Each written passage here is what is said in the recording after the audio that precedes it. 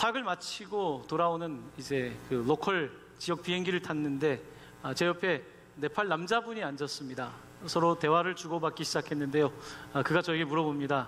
어쩐 일로 네팔에 오셨습니까? 저는 이곳에 학교를 세우고 학교를 돕기 위해서 교사들 트레이닝 때문에 왔습니다. 이렇게 이야기를 하자 그가 상당히 흥미롭다는 듯이 그러면 몇 번째 방문입니까? 묻더라고요. 저는 네팔을 5번째 갔다 왔습니다. 저도 네팔이란 나라를 잘 몰랐습니다. 지금도 뭐 얼마나 알겠습니까? 그런데 네팔과 맺은 인연이 참 뜻이 깊습니다. 5번째 방문을 통해서 이제 학교를 세우게 되었습니다. 제 여권에는 네팔 비자가 5번이나 찍혀 있습니다. 저 옆에 앉아있던 사람은 또 네팔 사람이었는데 또 제가 궁금했던 것을 물어볼 수 있는 또 공교롭게도 그런 사람이었습니다. 제가 뭐 하는 분이십니까? 어떤 일로 이곳을 왔다 가십니까? 했더니 그분이 자기는 회사를 다니는데 자기는 원래 지질학자랍니다. 지질학자는 지진에 대해서 연구하는 사람이죠. 2년 전에 네팔에 지진이 있었는데 제가 물어봤어요. 혹시 지진이 또 일어날 수 있을 것 같아서 물어봤더니 그의 이야기는 네팔의 카투만두를 중심으로 한 저희 선교센터가 있는 이 포카라 지역까지는 이제 지층에 에너지가 많이 빠졌답니다. 보통 이제 수백 년 단위로 이렇게 지진이 일어나는데 이제 우리가 있는 지역은 지진이 일어날 확률은 거의 없고 이제 서쪽으로 지진대가 조금 이동한다는 이야기를 들었습니다. 또 그것도 얼마나 감사한지 모르겠습니다. 선교하기 위해서 그곳에 가서 보면서 참 은혜가 있었는데요. 특별히 우리 청년 선교사 3명을 만난 것은 저에게 특별한 기쁨이었습니다. 젊은 날에 낯선 곳에 가서 산다는 거 쉽지가 않죠. 그런데 하나님께서 때에 맞추어서 그들을 보내주셨습니다. 네팔이라고 하는 학교는요, 제가 갔던 학교는 대부분 그 음악이나 예체능 교육이 없습니다. 그저 주입식 교육이 중심이 된 교육인데 피아노가 한 대도 없고 피아노를 만져본 적도 없는 아이들입니다. 그곳에 우리 청년들은 워낙 음악을 잘해요.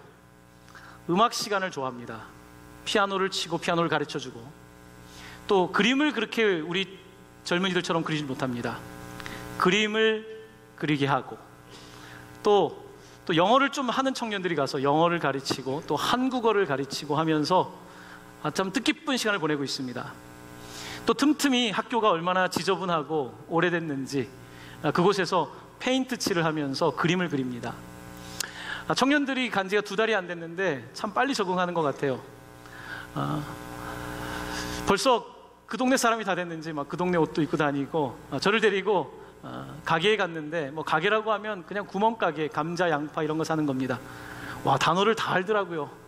자유롭게 네팔말로 물건을 사고 인사를 하고 지역에 다 이미 알려진 것 같아요. 청년들이 해주는 밥을 먹을 줄이야. 제가 가서 있는 동안에 청년들이 해준 미역국부터 해서 안 먹어본 게 없습니다. 압력밥솥까지 사용해서 음식을 하더라고요.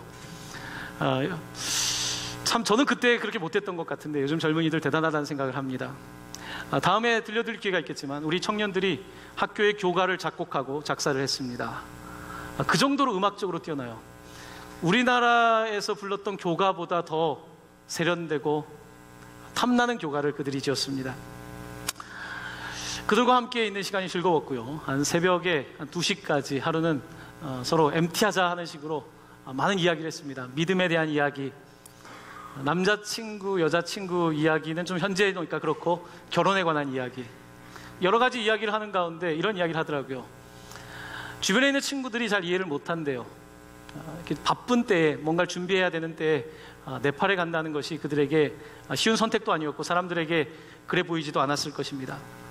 하지만 이제 약 2달 된 그들에게 그곳에서의 생활은 너무 뜻이 있답니다. 그게 너무 좋대요.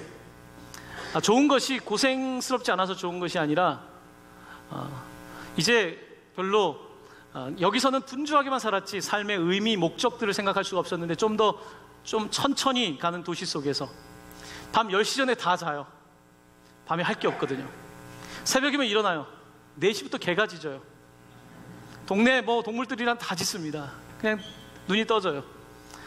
그런 곳에 가서 청년들이 사역을 합니다. 왜 이런 사역을 할까요? 작년에 제이슨 우리 네팔 귀한 형제를 파송하면서 그가 교장으로 일할 것을 저희는 확신하고 보냈습니다. 작년 7월에 가서 네팔 전역을 다니며 학교를 찾았어요. 학교를 하나 인수해서 그 학교를 이제 기독교 학교로 전환시키는 게 저희들의 선교 프로젝트였는데요. 학교를 찾기가 쉽지가 않았습니다. 이 학교 저 학교 계속 뜻밖의 뭔가 될 것 같으면 되지 않고, 그러다가 레크나스라고 하는 지역에, 레크나스는 네팔의 유명한 시인의 이름입니다. 그의 이름을 딴 레크나스 메모리얼 기념 학교를 저희가 인수하고 시작이 됐는데요. 이 학교는 참 작지만 아름다운 곳이었습니다. 이 학생들에게 이제 제가 강의를 할 때 제가 놀란 것 중에 하나는 아이들이 집중력이 좋다는 거예요. 별로 TV나 이런 매체에 노출되지 않은 아이들이기 때문인지 모르겠지만 제가 영어로 하는 강의를 충분히 다 알아듣고 그리고 저한테 질문도 던지고 아이들의 눈빛이 살아있더라고요. 외국에서 온 사람이 저의 삶을 이야기하고, 아이들이 강의하면서 저는 중학교 때 ABC를 처음 배웠거든요. 여기 계신 분들도 아마 요즘은 초등학교 때부터 영어를 배우지만 중학교 때 ABC를 처음 배워서 공부를 하고 유학을 마치고, 함께 있는 교장 선생님 제이슨 형제도 중학교 때 처음으로 영어를 배우고, 그렇게 교육이라고 하는 것이 이런 것이다. 교육이라고 하는 것이 사람을 바꿀 수 있고, 그래서 우리는 이 학교를 통해서 우리 학생들의 삶에 변화를 주기를 원한다. 제이슨 교장은 7월 달에 미국 여행이 잡혀 있습니다. 저희 청년들이 가는 얼번 프라미스에 방문을 해서 작년에도 그 미국에 있는 학교와 커넥션을 만들고 있는데요. 우리 아이들에게 우리 교장 선생님이 꿈을 가지고 있는 사람이다. 지역 사람들에게 계속해서 그와 같은 도전을 주는 것이 아이들에게 중요합니다. 왜냐하면 아이들은 별로 본 것이 없기 때문입니다. 보여주는 것이 중요하기에 우리는 이 레크나스 스쿨을 통해서 아이들에게 보여주고, 그리고 그 보여주는 이유가 어떤 경제적인 이익을 위한 것이 아니라 그리스도의 복음임을 전해줄 때에 그들도, 교사들도 복음을 듣고 변화될 것을 기대하고 기도하면서 나아가고 있는 것입니다. 사람들은 보이는 것에 의해서 삽니다. 하지만 무엇을 보느냐가 중요하겠죠. 예수님께서는 천국에 관하여 비유를 주실 때에 밭에 감추인 보화의 비유를 주셨습니다. 예수님의 비유를 한번 들어보십시오. 천국은 마치 밭에 감추인 보화와 같으니 이를 발견한 후 숨겨두고 기뻐하며 돌아가서 자기의 소유를 다 팔아 그 밭을 사느니라. 어떤 사람들에게 밭은 그냥 밭으로서의 투자 가치겠죠. 하지만 거기에 보물이 묻혀 있다는 것을 아는 사람은 다 팔아서 보물을 산다는 것입니다. 보물, 여러분에게 무엇입니까? 보물 1호가 무엇입니까? 우리 젊은이들에게 20대의 가장 중요한 시간에 내가 사랑하는 주님을 위해서 감상적인 사랑이 아니라 실제적으로 선교지에 나아가는 것은 그들에게 보물을 사는 것과 같습니다. 우리가 파송한 제이슨 선교사는 서울시립대학교에서 도시행정학 박사학위를 받은 사람입니다. 이곳에 있는 동안에 미국과 호주에서도 교수로서 뽑힐 수 있는 캔디데이셨습니다. 하지만 저와의 이야기를 통해서 네팔 땅에 갔으면 좋겠다. 당신의 나라에 가서 복음도 전하고 교육에 하는 것이 좋지 않겠느냐, 많이 고민했습니다. 그리고 결정하고 네팔로 가게 된 것이죠. 그것이 가치 있다고 생각하는 사람에게는 가치 있는 일입니다. 네팔에 5번 동안 간 것은 저에게 무슨 경제적인 이익이 있거나 무슨 이익이 있어서가 아니라 그곳에 가치가 있다는 것을 발견했기 때문입니다. 그리고 그곳에 보물이 있다는 것을 발견했고 보물을 소유하고 싶었기 때문입니다. 바로 그 보물은 그곳에 있는 아이들입니다. 그곳에 있는 아이들에게 복음을 전하고 그 아이들이 변화될 때에 네팔 사회 안에서 영향력 있는 사람들이 되기를 원하는 마음 단 하나입니다. 바로 보물입니다. 그 보물을 위해서 수고한다는 것, 그 가치를 위하여 산다는 것처럼 가슴 뛰고 흥분되는 일이 어디에 있겠습니까? 오늘 본문은 스데반이라고 하는 헬란 말로는 스테파노스의 이야기를 하고 있습니다. 성경은 12사도 외에 7명의 집사를 세웠다고 합니다. 집사 중에 첫 번째 등장하는 이름 스테파노스, 스데반. 성경은 그를 믿음인과 성령이 충만한 사람이라고 말합니다. 사도행전 6장 8절에서는 스데반이 은혜와 권능이 충만하여 큰 기사와 표적을 민간에 행했다고 합니다. 그가 얼마나 언변이 좋았는지 6장 10절에서는 스데반이 지혜와 성령으로 말함을 그들이 능히 당하지 못하였다고 합니다. 지혜로 말하면 철학자가 말을 잘할 것입니다. 법학자가 말을 잘할 것입니다. 사회과학자가 말을 잘할 것입니다. 기자가 말을 잘할 것입니다. 하지만 스데반은 지혜와 성령으로 말했다고 합니다. 성령으로. 성령이 말할 때 사람들의 마음은 움직입니다. 지혜의 말은 사람들의 머리에서 맴돌지만 성령의 말씀은 사람들을 움직입니다. 스데반의 말이 그랬습니다. 스데반에게 하나님은 말씀의 권세를 주셨습니다. 그는 이 말씀의 권세로 인해서 사람들을 당황하게 했습니다. 그래서 유대 지도자들이 이 스데반을 죽이려고 모의하게 되었고, 스데반은 이 공회 앞에서 이 지도자들이 모여있는 곳에서 설교를 하는데 거침이 없습니다. 그들을 자극하는 이야기이지만 두려워하지 않고 그는 이렇게 설교를 합니다. 그가 설교했던 한 대목을 읽어드립니다. 사도행전 7장입니다. 목이 곧고 마음과 귀에 할례를 받지 못한 사람들아, 너희도 너희 조상과 같이 항상 성령을 거스르는도다. 너희는 천사가 전한 율법을 받고도 지키지 아니하였도다 아니라. 스데반은 성령이 충만해서 자기에게 위협이 될 수 있음에도 불구하고 가감없이 성령의 검을 휘두르고 있는 것입니다. 말씀의 검을 휘두르고 있는 것입니다. 환상적인 설교를 하고 있습니다. 자, 그런데 그 결과는 무엇이었습니까? 사람들이 분노하고 이를 갈고 스데반을 죽이려고 모의했던 것입니다. 그리고 그 모의의 핵심은 이 스데반이 하나님의 성전을 모욕했다는 것입니다. 우리는 하나님의 성전을 모욕했다는 죄목으로 사람을 죽인다는 것이 이해가 안 될지 모르겠지만 당시의 종교법은 그랬습니다. 지금도 이슬람 종교법은 여러분 만만하지가 않습니다. 이와 같은 이유로 이 유대인 지도자들에 의해서 스데반은 성 밖으로 끌려가게 되고 4m 정도 되는 구덩이에 집어 던집니다. 사람들이 종교법으로 이 돌을 던질 때에 이 구덩이에 던질 때 먼저 첫 번째 증인이 이 사람을 밀어넣어야 됩니다. 아무나 밀어넣을 수 없는 게 나도 내가 책임이 있는 거예요. 첫 번째 고발을 한 사람이 그를 밀어넣고 돌을 던집니다. 두 번째 증인이 또 돌을 던지고 함께한 사람들이 다 같이 돌을 던져서 이 사건은 개인의 잘못에 대한 사건이 아니라 우리 공동체가 책임을 지는 법 집행이라는 것입니다. 사도 바울은 바로 그 자리에 있었습니다. 당시에 사울이었습니다. 법을 잘 알고 있는 사울은 이 법이 제대로 집행되고 있는가를 감독하는 사람이었습니다. 스데반은 이렇게 집사가 된 지 얼마 되지 않아서 말씀을 전하다가 그의 마지막 최후를 맞이하게 됩니다. 사람들은 예수의 이야기를 싫어합니다. 지금도 과거에도 사람들은 예수에 대한 이야기를 할 때에 화를 냅니다. 스데반의 이야기도 마찬가지입니다. 스데반은 이렇게 하나님의 복음을 전합니다. 그는 위대한 설교자였습니다. 그런데 그가 말을 잘해서 위대한 설교자가 아니라 그는 그 설교를 살았습니다. 설교했고 설교를 믿었고 그 설교를 믿었기 때문에 돌을 맞았고 돌을 맞을 때에 자기의 설교를 거둬들이지 않았고 믿는 대로 끝까지 살았던 것입니다. 스데반은 첫 번째 순교자였습니다. 예수님 이후에 첫 번째 순교자가 바로 사도행전 7장에 등장하고 있는 것입니다. 그는 예수와 하나가 되었습니다. 그래서 돌을 맞고 무릎을 꿇고 죽어가면서 이렇게 이야기를 합니다. 주 예수여 내 영혼을 받으시옵소서. 마치 예수님께서 가산칠원 가운데 내 영혼을 아버지 손에 의탁하나이다 할 때 그 말을 그대로 반복하고 있고, 또한 그는 이렇게 말합니다. 주여 이 죄를 그들에게 돌리지 마옵소서. 예수님께서 하셨던 그 말씀을 그도 있습니다. 지금 스데반과 예수님은 하나입니다.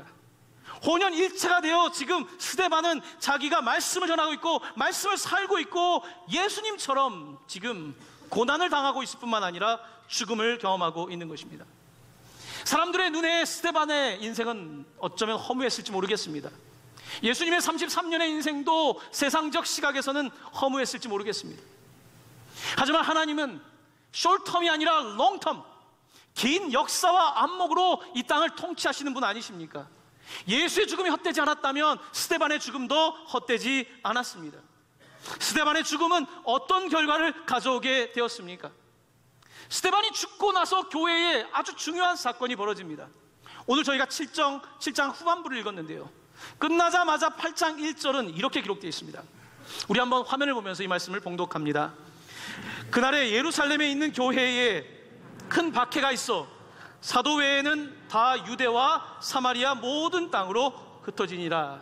아멘.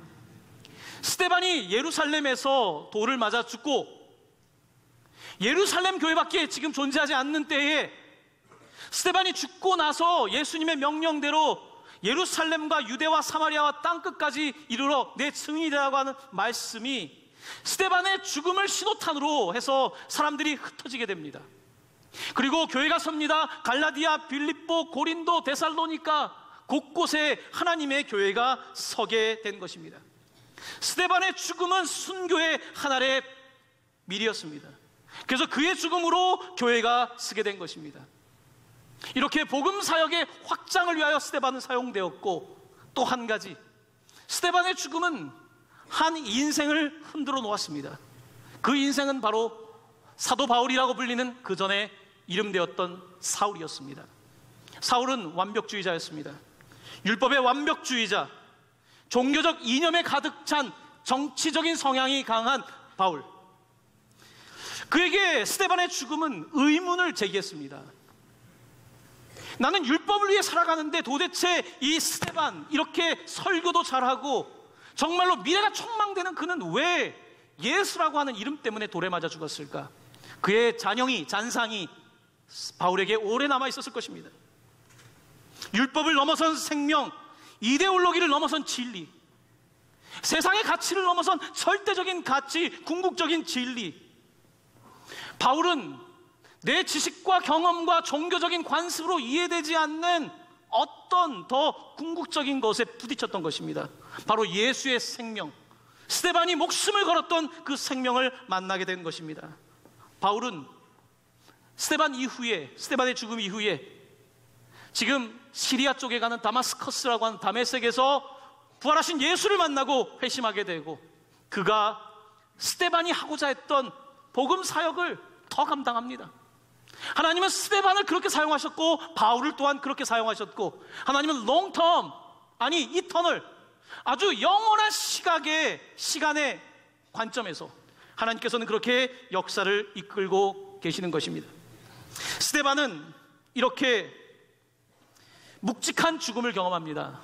오늘 이 사도행전을 기록한 누가는 의사입니다. 그런데 누가는 스데반이 죽었다고 말하지 않고 이렇게 표현하고 있습니다. 이 말을 하고 자니라. 이 말을 하고 자니라. 우리 성도들은 장례식에서 죽었다는 표현이 아니라 사실은 잔다고 표현하는 것이 맞습니다. fall asleep, 잠자게 되었다고 말하는 것이 맞습니다. 의사는 죽었다라고 하는 의학적인 표현을 쓰지 않고 영적인 표현을 사용하며 그가 잠잔다고 말합니다. 그가 곧 깨어날 것을 말합니다. 예수의 생명은 죽음이 아니라 자다가 일어날 수 있는 부활의 생명인 것을 증언하고 있는 것입니다. 스데반은 이렇게 돌을 맞아 죽을 때에 놀라운 환상을 보게 됩니다. 오늘 55절은 이렇게 기록되어 있습니다. 이 본문의 말씀 저와 함께 봉독하기를 원합니다. 스데반이 성령 충만하여 하늘을 우러러 주목하여 하나님의 영광과 및 예수께서 하나님 우편에 서신 것을 보고. 아멘. 여러분, 여기서 주목해야 될 단어가 있습니다.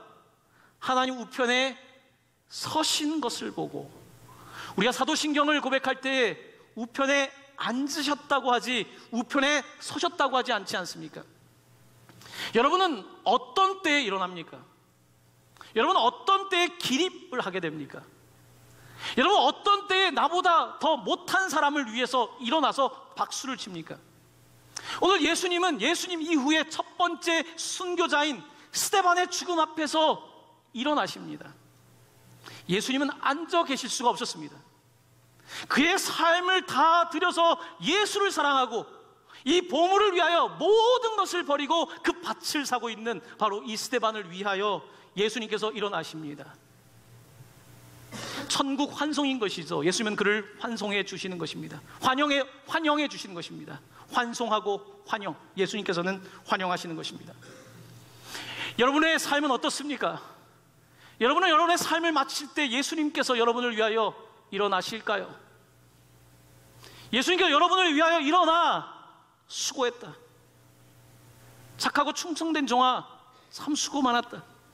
내가 나를 위하여 이렇게 수고한 것을 내가 기억한다고 우리 주님께서 일어나 주시겠습니까? 우리를 위하여 기립박수 쳐 주시겠습니까? 여러분의 삶은 어떻습니까? 저는 오늘 본문 가운데 우리 주님이 서셨다는 그 구절이 저의 가슴에 깊이 와닿았습니다. 과연 우리 주님이 일어나는 인생을 살고 있는가? 우리 주님이 일어나는 사역을 하고 있는가에 대한 질문이었습니다. 함께 학교를 세워가는 제이슨 교장은 그곳에 도착해서 이 레크나스 학교를 시작하면서 사실은 어려웠다고 하더라고요. 이 학교가 이제 힌두교인들이 많은 사립학교인데 학교가 이제 딜이 된 거죠. 계약을 하고. 그런데 보니까 뭔가 분위기가 심상치 않았다고 합니다. 그 전에 이 학교를 운영하고 있었던 그 이사회와 소유주가 학교를 잘 관리를 못했던 거예요. 그래서 학교 건물도 많이 이제 투자가 안 돼 있고, 학교의 학생들과 부모들은 불만이 많았고, 학교를 떠나려고 하는 그때에 우리가 학교를 인수하게 된 겁니다. 그 제이슨 교장은 상당히 당황을 했어요. 왜냐하면 부천 동광교에서 지원해서 학교를 인수하는데 이미 선불이 끝났는데 이 학교가 자기의 예상을 벗어나 있었던 것입니다. 그 네팔이라고 하는 것이 그렇습니다. 사업의 그런 투명성을 찾기가 그렇게 쉽지가 않습니다. 첫날 이제 약 한 달 전에 학교가 시작됐는데요.